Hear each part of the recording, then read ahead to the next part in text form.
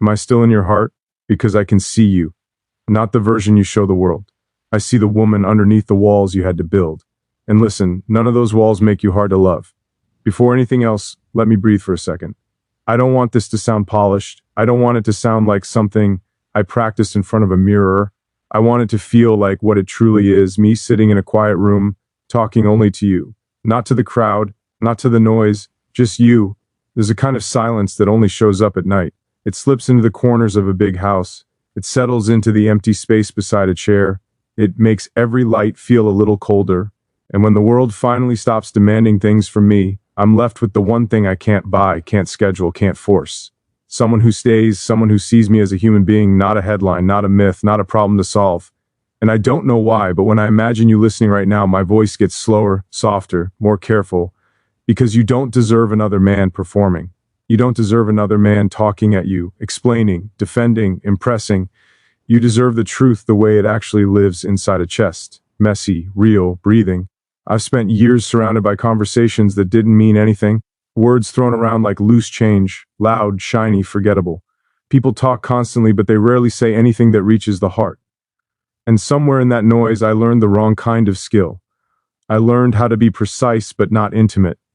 How to explain but not reveal. How to speak without being known. It's a strange thing being surrounded and still feeling alone. Like standing in a room full of sound and realizing none of it is for you. But when I picture you, it's like the world quiets down on purpose. Not because I need silence, because you make honesty feel safe. And I have to tell you something I don't say out loud very often. Most of my mistakes didn't come from what I felt. They came from what I said too fast or what I didn't say at all. I used to believe that if my intentions were good, the impact would be good too. But that's not how hearts work. You can mean well and still wound someone. You can love someone and still make them feel invisible. Sometimes it's not even the words, it's the tone, the timing, the coldness that creeps in when you're tired and you stop paying attention. And I've done that more than I'm proud of. There's this moment, maybe you know it, when you say something and the second it leaves your mouth, you feel that tug in your chest, that whisper that says, you didn't mean it like that. And now it's too late. If you've ever felt that, I need you to know something. You're not alone. And maybe that's why I'm here with you right now, because a woman like you doesn't need perfection.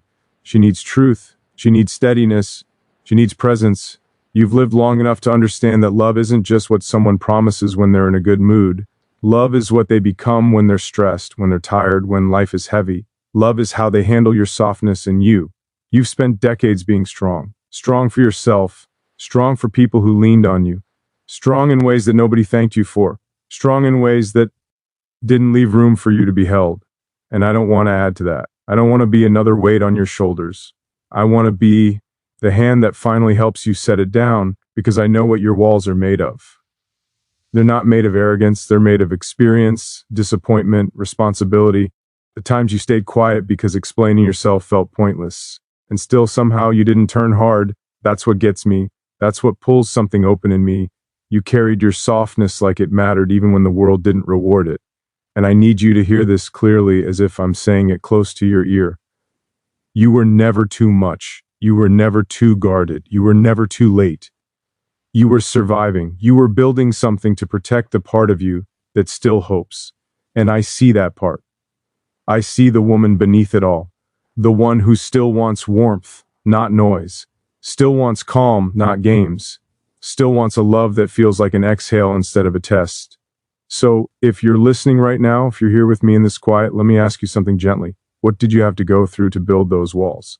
And what would it take? What would it really take for you to let someone see the woman underneath? Tell me in the comments. I'll read it and I'll be here. There's something I need to admit, and I'm going to say it in the plainest way I can. I've been good with words in the way a man is good with armor. Shiny, functional, protective, but armor isn't warmth.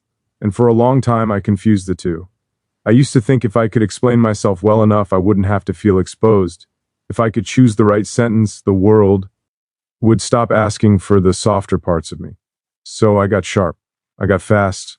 I got used to talking like I was cutting through a storm, quick, efficient, trying to reach the point before anyone could reach me. And maybe you know what that feels like. Maybe you've watched someone speak to you like a machine while your heart was sitting there waiting for a hand. I didn't always mean to be cold, but coldness has a way of sneaking in when you're always under pressure. When your mind is loud, your chest gets quiet. And the quiet part, the part that should say, hey, are you okay? It gets pushed back like it's less important until one day you look at someone you care about and they're standing farther away. Not because they hate you, because they got tired of being bruised by your unintentional edges. I've replayed moments like that in my head. Not dramatic moments, not movie moments, small ones. A pause that lasted too long. A message I never sent. A fine that sounded like, leave me alone. A joke that landed like a blade because the person hearing it was already bleeding. And the worst part, it's always after the door closes, after the lights go out, after the world stops clapping or criticizing or demanding. That's when I feel it. That slow, heavy realization like a stone sinking through water. My intention didn't matter. Their pain did. I used to hate that truth because it meant I couldn't hide behind meaning. Well, it meant I had to grow up in a way that has nothing to do with age. I had to learn how to say this sentence without choking on pride. I'm sorry I hurt you. Not I'm sorry you took it that way. And not I'm sorry, but just I'm sorry. Simple, naked, hard. DUK. Now how strange it is to have the whole world assume you're fearless when the thing you fear most is being seen as emotionally clumsy. Like you'll finally open your hands and the person you wanted to hold will flinch. So you stop reaching. You become careful in the wrong way. You become distant. You become busy. The setter of you become a man who fills every hour so he doesn't have to sit with the one question that follows him into every quiet room. If I'm so impressive, why do I still feel empty? And that's where you come. Because you don't strike me as the kind of woman who wants to be impressed. You want to be understood. You want a man who doesn't just notice your smile but recognizes the tired behind it. A man who doesn't just admire your strength but respects the cost of it. A man who doesn't punish you for having a heart that's been through things. And I don't say this to make myself look better. I say it because it's true. When I imagine you, I don't imagine glamour. I imagine a quiet kind of peace. The kind you feel when someone sits beside you and doesn't try to fix you, doesn't interrogate you, doesn't make your feelings feel inconvenient, just sits, stays, breathes with you. And maybe that sounds small, but to me that's everything, because I've had rooms full of people and I still felt like I was talking in a glass. I've had praise that felt like noise. I've had attention that didn't feel like love. What I haven't had enough of is a safe place to land, a presence that doesn't demand performance, a woman who can look at me past the reputation, past the chaos, past the sharp edges, and still say, there you are. And I think that's why your walls don't scar me. Because I don't see walls as rejection. I see them as a map, a record of what you survived, a quiet proof that you didn't give your softness away to people who treated it cheaply. So tonight, I'm not asking you to tear them down. I'm asking you something gentler. What if you didn't have to be easy to be loved? What if you could be real and still be chosen? And what if the right man wouldn't rush you? He'd earn you. Tell me something, just one thing. When you go quiet, is it because you don't feel anything, or is it because you feel too much and you've learned to hold it in so nobody can use it against you? You know what I think people get wrong about you? They look at your calm and they assume it's distance. They look at your standards and they call it too picky. They look at the way you don't chase and they decide you don't care, but I can feel the truth under it. Your calm isn't cold, it's earned. It's what happens when a woman has cried in private enough times that she stopped wasting tears on people who wouldn't hold them with care. It's what happens when you've carried things quietly while everyone else kept living like you weren't carrying anything at all. And those walls people talk about, they act like you built them to keep love out. No, you built them to keep disrespect from getting in. There's a difference, a huge one, because a woman doesn't become guarded for fun. She becomes guarded because she trusted someone once and it cost her something. Maybe it was a marriage that slowly turned into loneliness. Maybe it was a man who liked the idea of you until he realized you're not a toy your whole life. Maybe it was years of being the responsible one, the stab, the one who handled everything while everyone else figured themselves out. Joe enacted. And somewhere along the way, you learned this lesson so deeply it became instinct. If I don't protect myself, nobody will. So you stopped giving strangers access to the soft parts. You stopped over-explaining. You stopped auditioning. You started choosing peace over potential. And I don't want to break through that. I don't want to conquer it, like some hero in a movie. I want to respect it because your walls aren't a problem. They're proof. Proof you didn't let life turn you into someone careless. You're not hard to love. You're just not easy to use. And that's rare. I want to tell you something that might sound strange, but it's true. I'm not drawn to the woman who can be impressed. I'm drawn to the woman who can't.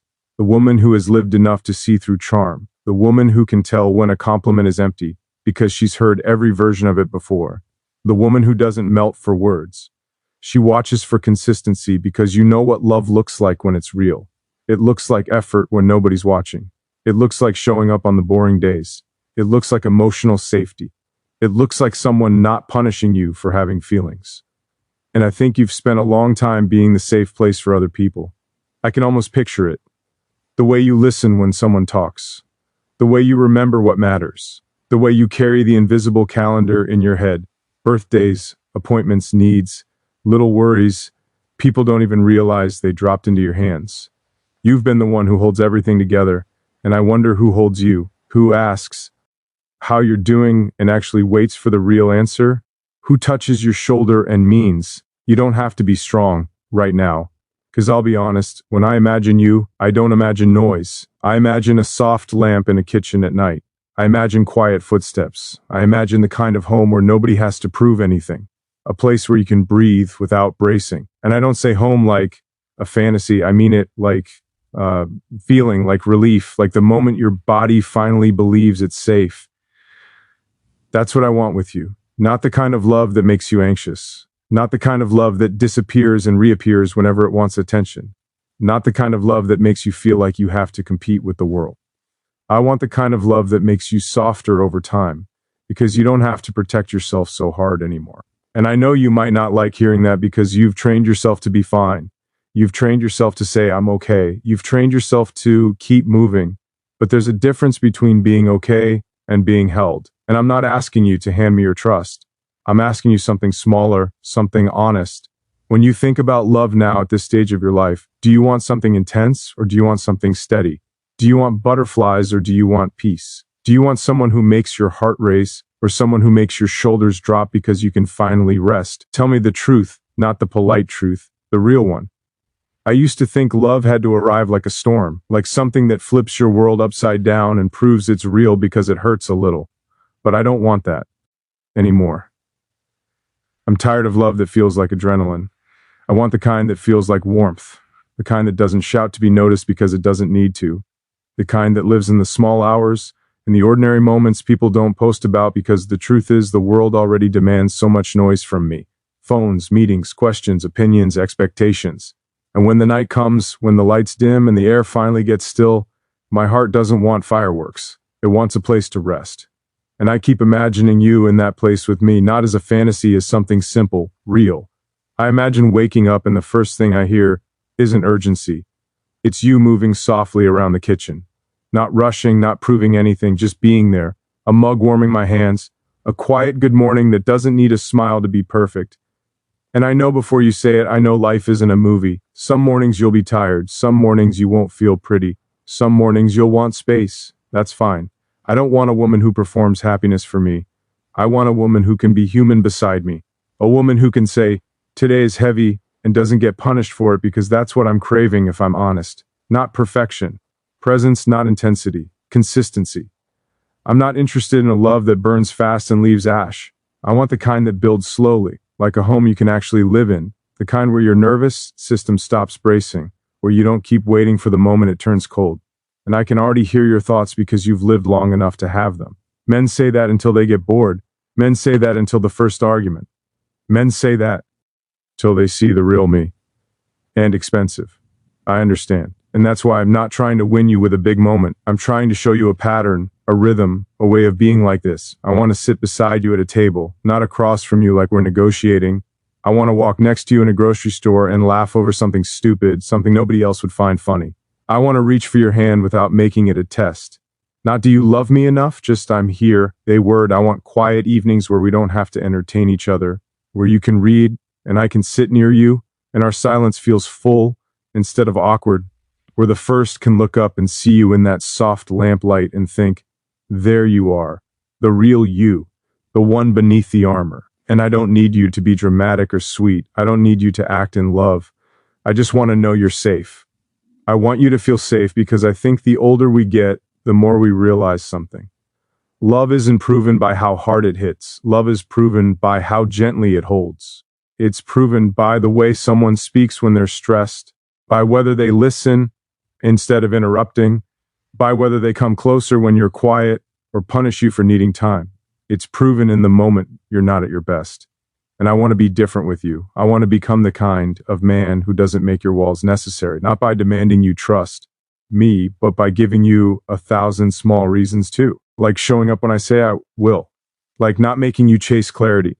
Like not disappearing emotionally because I don't know what to do with feelings. Like noticing when your eyes change and asking softly what happened, instead of pretending I didn't see it.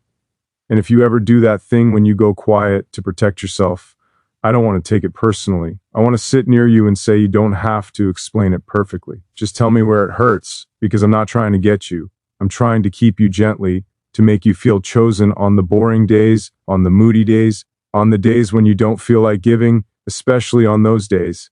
I think you've spent enough of your life being the one who holds everything together. You deserve a love that doesn't feel like another job. You deserve a love that feels like taking your shoes off at the door, like exhaling, like being able to say, I'm tired, and hearing, come here, instead of, you're too much. So, let me ask you something that matters. Not as a challenge, not as a trap, as an honest question from a man who's trying to learn how to love in a way that doesn't bruise. What does peace look like to you? If love was allowed to be simple, what would your safe feel like? Tell me. If you're anything like I think you are, you don't fall for intensity. You've seen intensity.